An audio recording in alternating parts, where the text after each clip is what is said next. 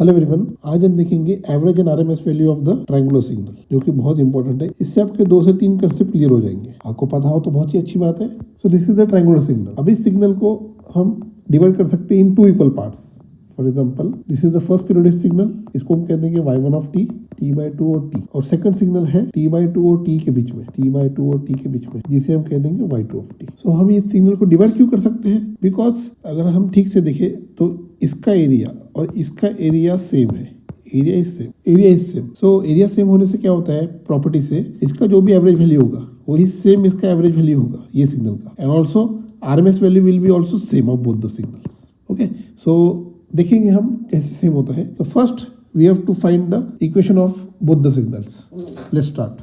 ये है first signal. अगर इसको हम y is equal to mx plus c से सोल्व किए तो कैसा होगा ये y is equal to mx plus c. पहले y1 y2 और x1 x2 मार्क कर लेंगे। This is the increasing ramp, this is y1, this is y2, this x1, this is x2। So increasing ramp है ये। So m is equal to y2 minus y1 upon x2 minus x1। y2 कितना है, a minus 0 upon x2 t/2 minus 0। ये हो जाएगा twice a by t। Okay, so y is y of t। Slope कितना है, twice a by t।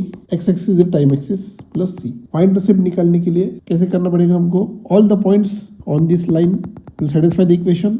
So point 0 0 will satisfy the equation. Okay, और point 0 0 lies on the line. So x is equal to 0, y is equal to 0, c की value कितनी आएगी, 0। So y of t का final equation कितना आएगा, twice a by t into t।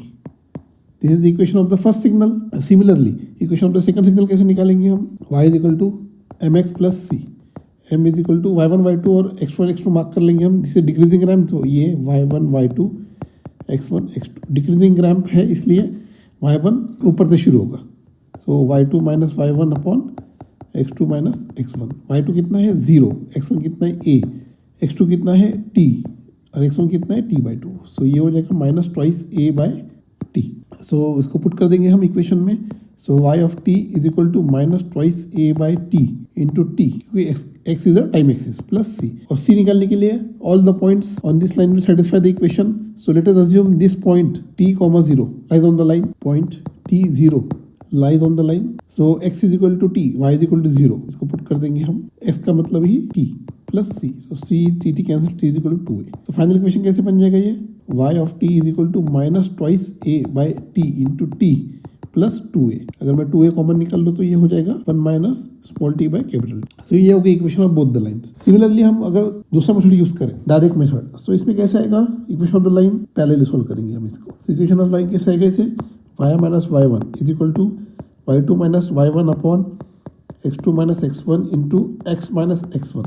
y is y of t minus y1 का value 0। Slope कैसे आएगा इसका, a minus 0 upon t/2 minus 0, x is time axis minus 0। So directly ये क्या आ गया, twice a by t into small t। This is the equation of the first line. Equation of the second line कैसे निकालेंगे हम, ये हो गया y1, ये y2, ये x1, ये x2। y minus y1 is equal to y2 minus y1 upon x2 minus x1 into x minus x1।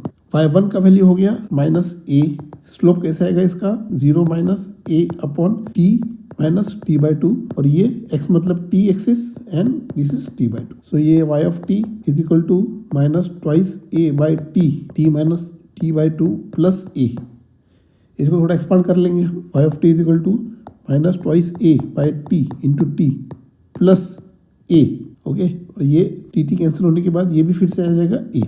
ये हो जाएगा minus twice a by t into T plus 2a। इसमें हम 2a कॉमन निकाल लेंगे तो 1 minus t by T. So ये हो जाएगा equation of the second line. कोई मेथड यूज कर सकते हो to find the equation of the both the line. This is the equation.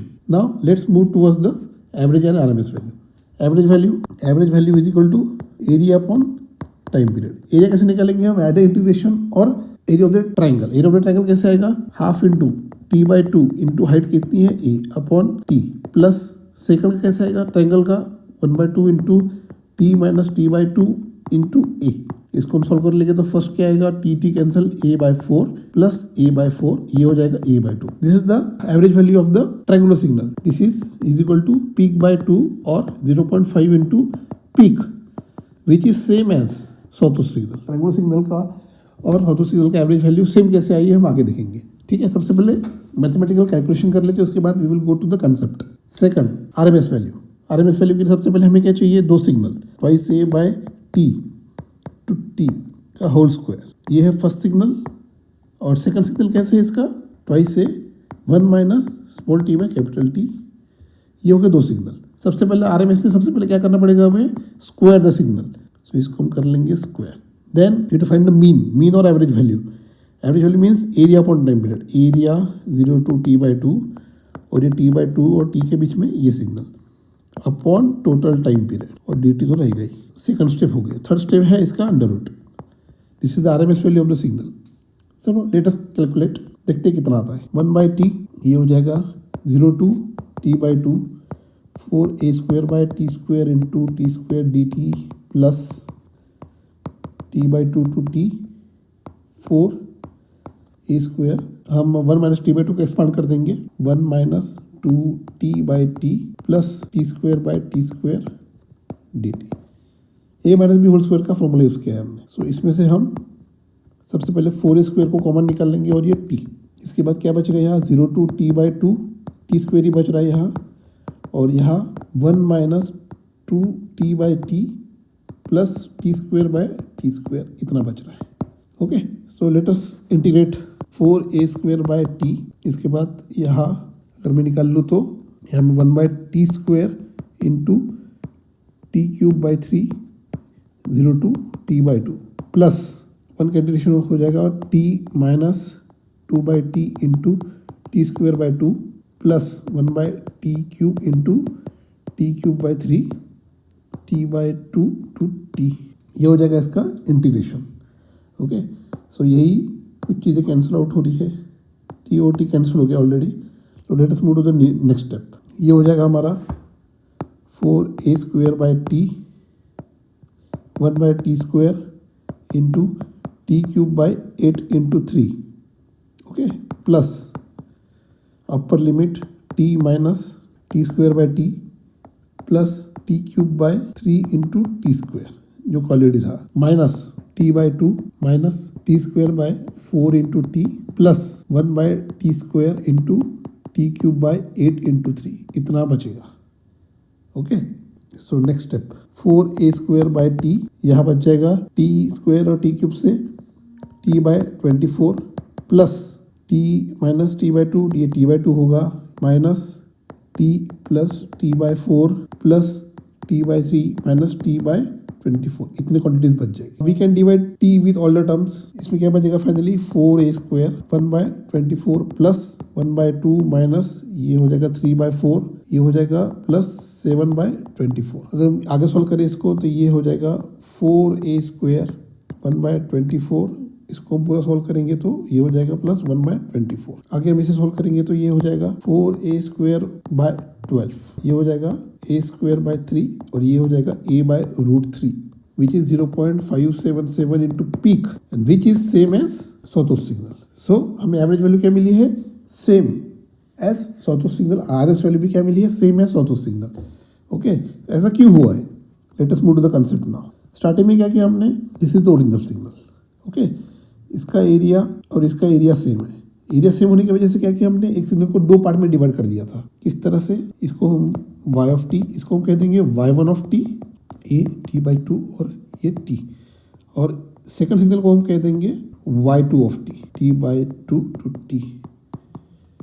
So combination of y1 of t and y2 of t will give you the original signal because area is same. Area is same means average value will be same and also RMS value of both the signal will be same. Both the signal मतलब y1 का जो RMS रहेगा वही y2 का RMS रहेगा. Similarly y1 का जो average रहेगा वही y2 का average रहेगा. So this is the most important concept. So अगर हमारे पास y1 ऑफ t सिग्नल है तो उसका एरिया कैसे निकालें, एवरेज वैल्यू कैसे निकालेंगे हम, y1 ऑफ t का average value of y1 of t is equal to area upon time period, जो हो जाएगा अगर half into base into Y से निकाले तो a/4 and average value of the total signal y of t is equal to y1 of t plus y2 of t। दोनों signal को हमने ऐड किया तो हमें क्या मिल जाएगा, उसका original signal. This is the linear operation means average value follows the additivity property. Okay, so y1 of t का कितना आया a/4 and according to the property y2 of area same होने की वजह से y2 ऑफ t का कितना है a/4, टोटल हो गया ये a/2। So conceptually this is equal to the sawtooth signal. Means क्या किया हमने, एक ट्रायंगुलर पीरियोडिक सिग्नल को दो सॉटोथ सिग्नल में कन्वर्ट कर दिया, इसलिए average value of the signal is a/2 और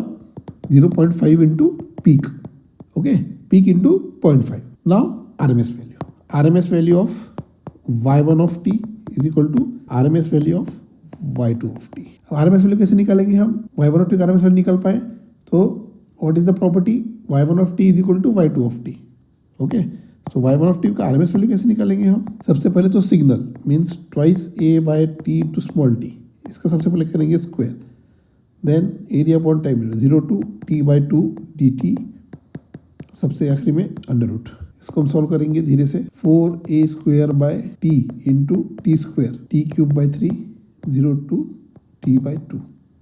आगे ये कैसे आएगा? 4a square by t cube by 8 into 3, expand कर दिया तो सो ये हो जाएगा 4a square by t cube into T cube by 6, ये हो जाएगा under root of a square by 6। एक सिग्नल का RMS वैल्यू निकाल दिया, so RMS value of the y of t is equal to RMS value of y1 of t plus RMS value of y2 of t। दोनों signal को add कर दिया तो हमें ओरिजिनल सिग्नल का RMS वैल्यू मिल जाएगा। This is the wrong concept because RMS is a non linear operator. Non linear operation क्यों है, क्यों परफॉर्म करता है? फॉर एग्जाम्पल अगर हम पूरी तरह से कंसेप्चुअली ले, so y of t is equal to RMS value कैसे निकालेंगे हम? 1 by t 0 to t y1 of t इसका RMS plus y2 of t इसका RMS, सिग्नल का होल स्क्वायर dt। ओके, ये है इसका फाइनल कंसेप्ट। डायरेक्टली ऐड नहीं कर सकते हम RMS वैल्यू को। सो इसको हम सॉल्व करेंगे तो कैसे आएगा ये? 1 by t 0 to t y1 square RMS plus y2 square RMS plus twice y1 RMS into y2 RMS। अब y1 RMS और y2 RMS का मल्टीप्लीकेशन 0 आएगा। If we multiply this y1 of t and y2 of t, इस duration में दोनों का product कितना आएगा? This signal into 0 0, this signal into again t by 2 और t के बीच में this signal y2 of t into 0 0, product 0 आएगा। Means if 0 to t y1 RMS into y2 RMS both the signal multiplication is 0, such signal in mathematics is called as the orthogonal signal. And orthogonal signal is available because orthogonal signal we get from the by dividing the original signal into the two parts. Okay, so signal is made, original signal is made through superposition of two signals. If both the signals are orthogonal signal, then is product is equal to 0 and addition will give you the original signal. So this is the property. इससे बाद क्या हुआ? y1 of t और y2 को t multiply करने के बाद 0 आ गया। So finally y of t कैसे आएगा? हमारा RMS value is equal to under root of y1 RMS square plus y2 RMS square. So this is called as a non-linear operation. So this is the basic concept. अब हमारी equation में जाए, हमने y1 of t RMS कितना निकाला था? a under root of a square by 6 which is equal to the y2 of RMS of t which is equal to the RMS value of the second signal. Okay, so final RMS कितना आएगा?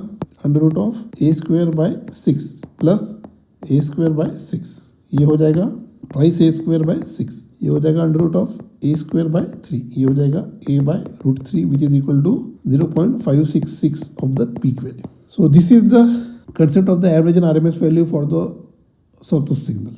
सो इस lecture में हमने 2 से 3 concept देखे जो कि बहुत इंपॉर्टेंट है for the basic electrical engineering. Now next lecture में हम देखेंगे behaviour of the inductor and capacitor. Thank you.